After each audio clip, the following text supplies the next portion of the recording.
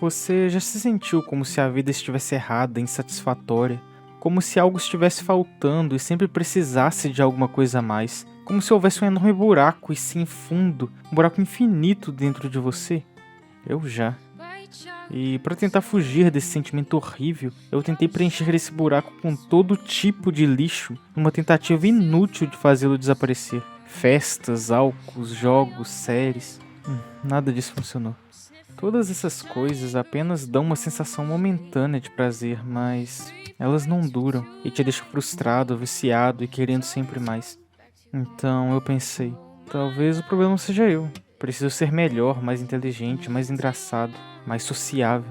Assim eu conseguirei alguém que eu realmente goste, seja um amigo, um romance, ou qualquer coisa que preencha esse vazio que está em mim.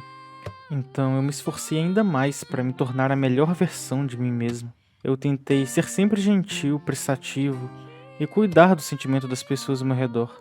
Mas no final do dia, nada disso funcionou e eu acabei me sentindo ainda mais vazio. Tá, então eu talvez não precise de pessoas. Se eu tiver a minha vida em ordem, com o emprego perfeito, a vida perfeita, o dinheiro perfeito e todas as coisas perfeitas que eu sempre quis, então isso vai preencher esse vazio que eu sinto. Trabalhei para alcançar esses objetivos e mesmo estudando e vendo que eu estava tendo progresso, a sensação de fracasso ainda permanecia ali. Ainda faltava algo. O que adianta todas essas conquistas sem pessoas? Pessoas que realmente importam, pessoas que realmente vão estar ali para apreciar junto essas conquistas comigo. Então, o tempo passa e o vazio tem estado sempre presente, fermentando, se tornando tóxico. E isso aos poucos me transformou em uma pessoa amarga, crítica e extremamente sensível. No final do dia, eu estou cansado e eu desisto de procurar. Eu simplesmente não me importo e paro de tentar resolver o mistério do buraco. Eu simplesmente construo uma grande fachada, um grande sorriso externo quando, na realidade, por dentro, eu estou silenciosamente desesperado. Ninguém completa ninguém. Isso não é real. Se tiver sorte de achar alguém que consiga tolerar um pouquinho, agarra firme e não deixa fugir, custe o que custar. Então quer dizer que eu devo me contentar? Isso, obrigado, exatamente, se contentar. Porque senão vai ficar mais velha, mais insensível e mais sozinha.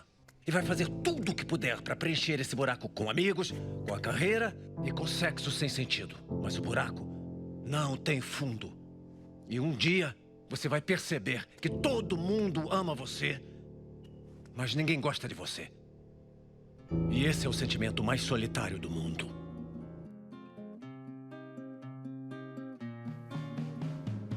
Poucas pessoas são mais experientes em falar sobre a importância do amor do que aqueles que estão privados de alguém para amar. É realmente difícil compreender toda a importância que o amor tem antes de enfrentarmos momentos amargos e indesejados na nossa própria companhia.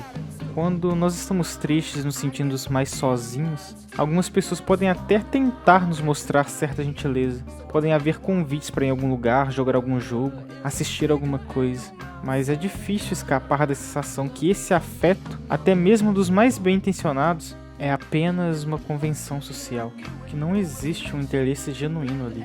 Em algumas outras vezes, nos momentos mais sombrios, a gente pode até suspeitar que a gente poderia desaparecer da face da Terra e que ninguém nem ia perceber ou se importar com isso.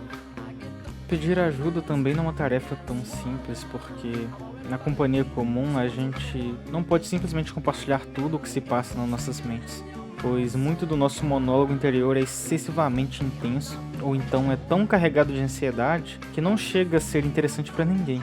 E nossos conhecidos têm uma expectativa super compreensível de que seus amigos sejam normais. Então a gente deve agir sempre com um certo grau constante de polidez.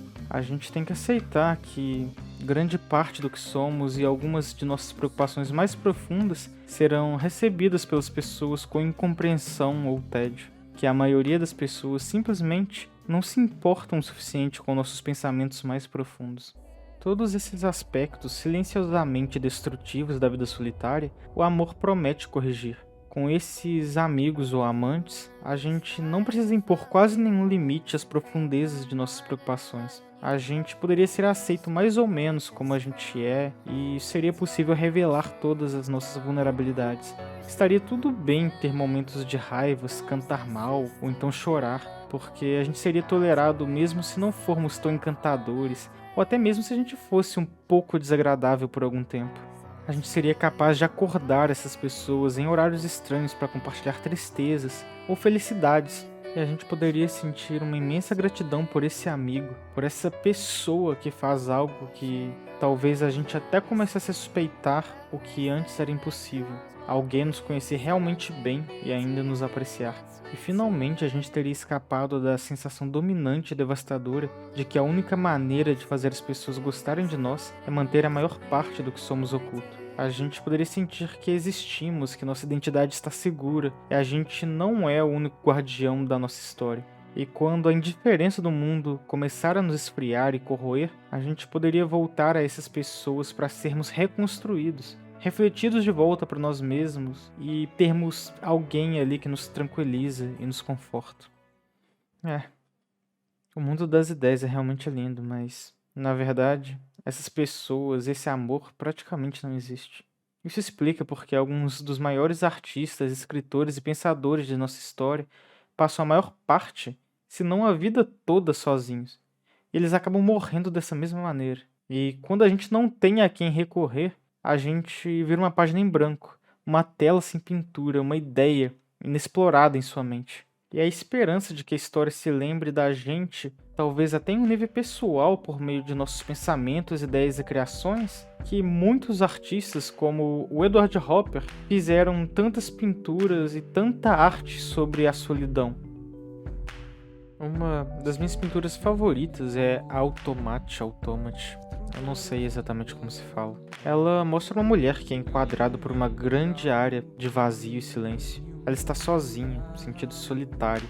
E como eu posso ter tanta certeza desse sentimento? É porque tudo sobre ela, olhos, lábios, mãos, pernas, expressa as emoções de que o Hopper deseja comunicar.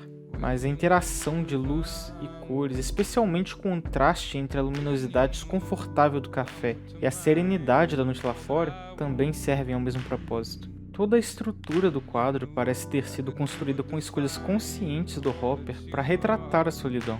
Por exemplo, quando ele enquadrou cuidadosamente aquela mulher contra aquele campo potencialmente absorvente de escuridão para mostrar como ela se sente ali naquele momento, naquelas expressões vazias. E toda essa sensibilidade não está presente apenas em pinturas. Ela está presente em obras de arte em geral, como em livros, filmes, e até mesmo animações, como o próprio BoJack Horseman, que é uma série de animação que aborda de forma honesta e profunda essa temática como a solidão e a busca por significado na vida. Em uma madrugada, eu estava deitado olhando para o teto do meu quarto, pensando em 1 milhão de coisas e achando que a qualquer momento eu conseguiria dormir. Me enganei por algumas horas e, quando eu finalmente aceitei que eu não conseguiria, eu fui pegar algo para ler. Depois de mexer ali um pouco na minha mesa de cabeceira procurando algum bom livro, eu encontrei uma agenda velha que eu costumava utilizar como uma tentativa de diário.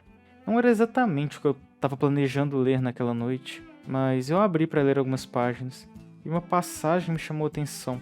Eu dizia naquele velho diário algo como: hoje eu fui num bar de rock com meus amigos. A música era um pouco alta demais, então eu decidi ficar na área externa com uma das minhas amigas.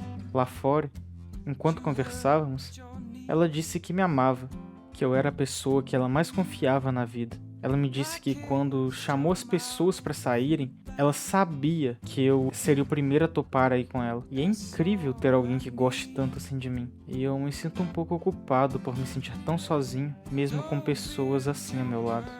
Eu não sabia naquela época, mas o motivo de eu continuar me sentindo tão sozinho era porque aquelas palavras eram todas mentiras. Hoje a gente nem se fala mais. Tá, eu sei que naquele momento aquelas palavras podem ter sido verdadeiras para minha amiga. Afinal, nós somos seres que pensam, sentem e amam, mas a gente nem sempre é capaz de compreender e ser compreendido pelos outros. O significado da palavra amor para mim pode ser completamente diferente para o amar de outra pessoa. Nós olhamos para o mundo através das nossas lentes e das nossas experiências que são únicas, que elas são moldadas pelas nossas alegrias, dores E que por mais que a gente tente nos conectar com as pessoas ao nosso redor, sempre vai haver um abismo intransponível que nos separa de forma inevitável. Todos os dias a gente é cercado por sorrisos rasos, nós compartilhamos trivialidades em redes sociais e escondemos nossos verdadeiros anseios e medos por trás de máscaras virtuais. Cada um de nós traz consigo uma bagagem emocional que nunca pode ser completamente revelada ou compreendida pelos outros. Essa é a essência da solidão humana. Sermos uma multidão solitária, um emaranhado de histórias isoladas e desconhecidas. E é nessa contradição entre amor e distância que a melancolia se esconde. Porque, por mais que as pessoas ao nosso redor dizem gostar, nos amar, sempre existe a dúvida se elas realmente gostam da gente ou se apenas amam uma versão superficial e fútil que a gente projetou. É triste pensar que, mesmo cercado de pessoas, a gente pode nos sentir isolado em nossas emoções e experiências. Acredito que todos nós já sentimos ou vamos sentir essa solidão em algum momento, já que ela parece ser inerente à natureza humana. Estava pensando em terminar esse vídeo em um tom positivo, dizer que, apesar de tudo, ainda é possível encontrar uma conexão verdadeira e compreender genuinamente os sentimentos das outras pessoas, que apesar de tudo, sentir-se sozinho é apenas uma fase que tudo, de alguma forma, iria melhorar em breve. Talvez seja a parte de mim velha e insensível que o Bojack citou que vai falar agora, mas é impossível dizer todas essas coisas se eu mesmo não acredito nelas.